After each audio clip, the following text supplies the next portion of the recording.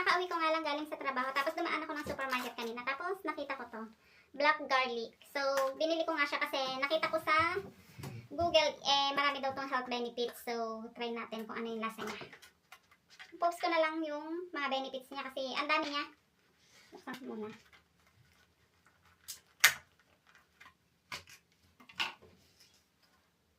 Ayan. 540 yan yung bili ko dito. 5 piraso. Nasa 200 pesos na siguro sa atin. Tapos ito yung lasa niya. Hindi ko pa alam. Wait lang. Ay, ganito pala yung loob. Malambot.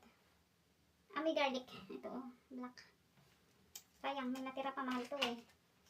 May natira. Simutin ko. Ay, ang tamis! Ang sarap! Wala, ang sarap! Ang sarap ng lasa! Parang chocolate yung texture hindi yung lasa. Tapos yung lasa niya, ang tamis niya na maasim. Parang sampalok. Ang sampalok na hinog. Hindi, ang sarap.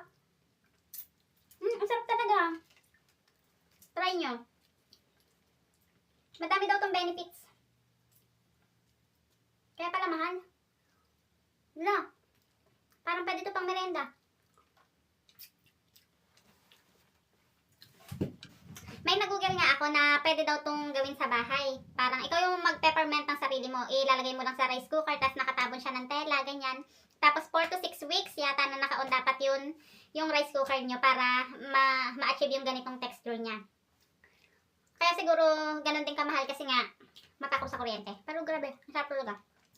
Try nyo na. Ubusin ko na to, 5 piraso lang naman to eh.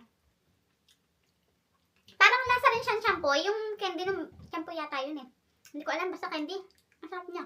Hindi siya maanghang. Wala. Naubos ko na oh. Balat na lang. Isang kainan. Ang sarap eh. Mukhang mauulit pa akong bumili nun. Sige na, bye bye.